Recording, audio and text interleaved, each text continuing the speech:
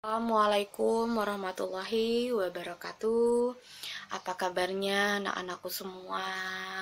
Bertemu lagi dengan Ibu di minggu ini di pelajaran ilmu pengetahuan alam. Ya, mudah-mudahan kalian selalu sehat walafiat. Walaupun di masa pandemi ini kita belajarnya berjarak ya. Ibu di rumah, kalian pun di rumah. Mudah-mudahan dengan adanya video ini pembelajaran kita mengenai sistem ekskresi atau sistem pengeluaran ini kalian bisa mengerti ya. Tidak lupa kalian harus isi dulu absennya secara online ya. Sudah ada kan linknya? Oke, kita awali pembelajaran ini dengan berdoa dulu ya. Oke, berdoa selesai. Tidak lupa kalian harus selalu menjaga 3M ya, menggunakan masker, mencuci tangan, dan juga selalu menjaga jarak. Oke, anak-anakku semua, semoga kalian selalu semangat ya, walaupun belajarnya kita berjarak seperti ini. Oke, tidak lupa sebelum kalian menyaksikan video ini hingga akhir, bersediakan dulu alat tulis kalian ya. Kalau memang nanti ada yang ditanyakan, ada yang tidak paham, silahkan kalian menanyakan Ibu melalui WhatsApp. Oke, silahkan kalian menyaksikan atau menyimak video ini mengenai sistem ekskresi atau sistem pencernaan hingga akhir. Oke. Definisi umum sistem ekskresi. Sistem ekskresi atau sistem pengeluaran adalah sistem organ pengeluaran zat-zat sisa proses metabolisme tubuh. Proses pengeluaran zat-zat sisa metabolisme dari sel, jaringan, dan tubuh disebut ekskresi. Proses pengeluaran selalu melibatkan proses osmoregulasi, suatu proses untuk memelihara tekanan osmosis dalam tubuh manusia dalam menghadapi kondisi lingkungan.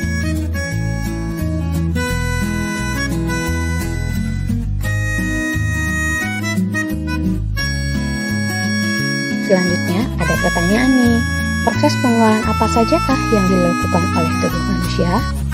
Ya, proses pengeluaran yang dilakukan oleh tubuh ada 3, yaitu defekasi, ekskresi, dan sekresi. Apa itu defekasi, apa itu ekskresi, dan sekresi ada di slide selanjutnya. Pertanyaan selanjutnya, apa sajakah yang termasuk alat ekskresi manusia? Yang termasuk alat ekskresi manusia adalah ginjal, paru-paru, kulit, dan hati. Alat ekskresi pada manusia yang pertama yaitu ginjal. Ginjal adalah alat ekskresi utama yang berfungsi sebagai penyaring darah dan mengeluarkan zat sisa hasil metabolisme berupa urin. Ginjal pada tubuh manusia berjumlah sepasang. Di gambar ini ada beberapa organ dalam manusia. Pertanyaannya, di manakah letak ginjal? Menyambung dari pertanyaan tadi, letak ginjal. Letak ginjal itu ada di sebelah kiri dan kanan ruas tulang pinggang di dalam rongga perut. Nah, sekarang mengapa letak ginjal kiri lebih tinggi daripada ginjal kanan? Itu karena letak hati yang lebih tinggi pada bagian kiri. Bisa dilihat, letak ginjal kiri itu akan lebih tinggi daripada ginjal kanan, ada di gambar slide selanjutnya.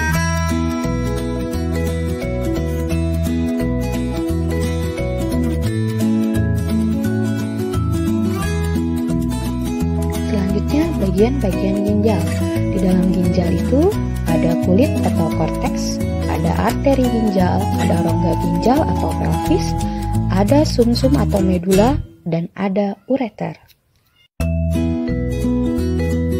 Apa sajakah bagian nefron ginjal? Setiap nefron tersusun dari badan Malpighi dan saluran panjang atau tubula. Badan Malpighi terdiri dari 2, yaitu glomerulus dan simpai Bowman. Agar lebih jelas, ada di slide selanjutnya pada gambar nefron dan ginjal.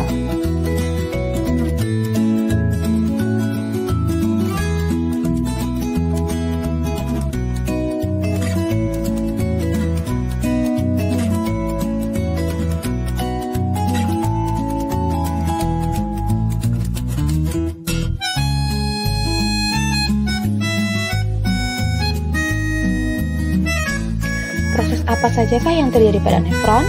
Di nefron itu terjadi 3 proses, yaitu filtrasi, reabsorpsi, dan augmentasi.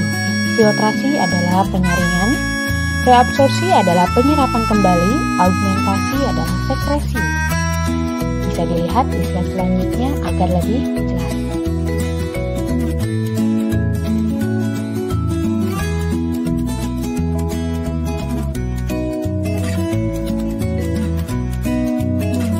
Ya, sekarang urutan jalannya urin keluar tubuh. Urin keluar itu dari ginjal, masuk ke ureter, ke kantong kemih, ke uretra, barulah keluar dari tubuh. Kelainan pada ginjal. Kelainan pada ginjal di sini hanya saya contohkan beberapa saja. Ada nefrosis, batu ginjal, sistisis, gagal ginjal, dan diabetes mellitus.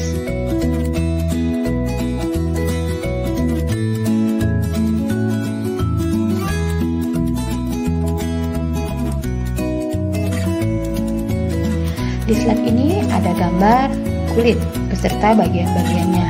Kulit merupakan alat ekskresi pada tubuh manusia. Kulit terdiri dari lapisan kulit ari, lapisan kulit jagat, dan jaringan ikat bawah kulit.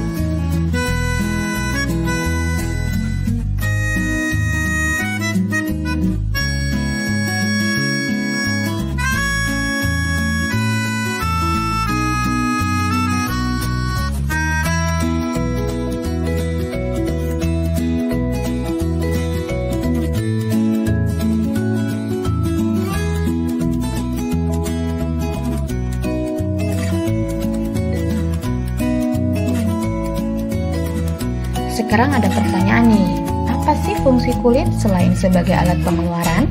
Fungsi kulit yaitu pelindung tubuh dari kerusakan, tempat penyimpan kelebihan lemak, tempat pembuatan vitamin D, sebagai indera peraba, sebagai pengatur suhu tubuh.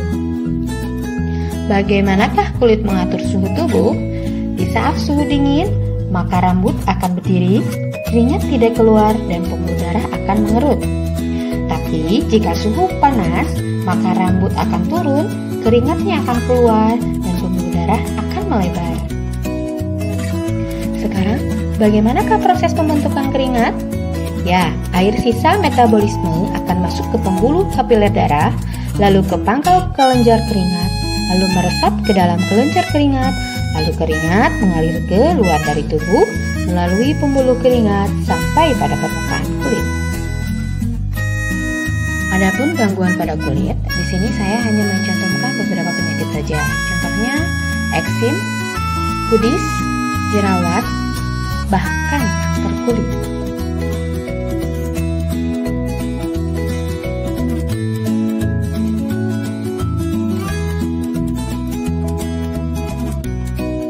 Alat ekskresi pada manusia selanjutnya yaitu hati.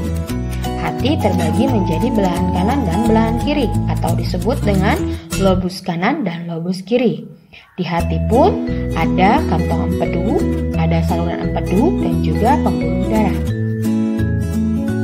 Apa sih fungsi hati? Ya, hati berfungsi sebagai menghasilkan empedu, mengekskresikan urem, menyimpan gula dalam bentuk glikogen, menetralkan racun, merombak sel darah merah yang telah tua, membentuk vitamin A dari provitamin A, tempat pembentukan fibrinogen dan protombin. Adapun gangguan fungsi hati, di sini bukan berarti gangguan fungsi hati itu adalah patah hati karena cinta atau apapun itu ya. Itu bukan merupakan salah satu gangguan fungsi hati. Tetapi gangguan fungsi hati itu sini saya hanya cantumkan beberapa saja. Seperti contohnya hepatitis A, hepatitis B, atau sering dikatakan penyakit kuning. Ada juga sirosis hati, itu adalah gangguan fungsi hati salah satunya. Alat ekskresi selanjutnya yaitu paru-paru. Paru-paru mengeluarkan 5 proses pernapasan, berupa karbon dioksida atau CO2 dan uap air atau H2O.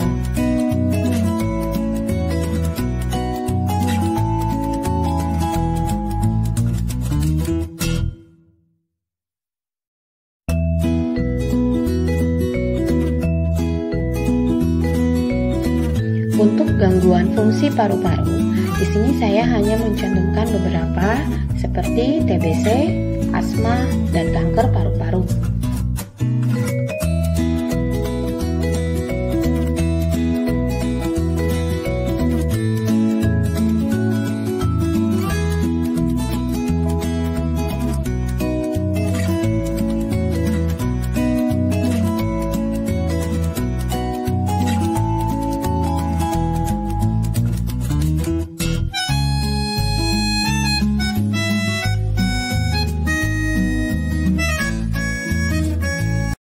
Baik anak-anakku semua, cukup sekian pembelajaran ilmu pengetahuan kali ini mengenai sistem ekskresi atau sistem pengeluaran ya. Terima kasih kalian sudah menyimak video pembelajaran ini hingga selesai. Dan tidak lupa kalian selalu menjaga kesehatan kalian di rumah agar selalu dapat mengikuti pembelajaran secara online. Tetap semangat dan juga tidak lupa tugasnya dikerjakan ya. Wassalamualaikum warahmatullahi wabarakatuh.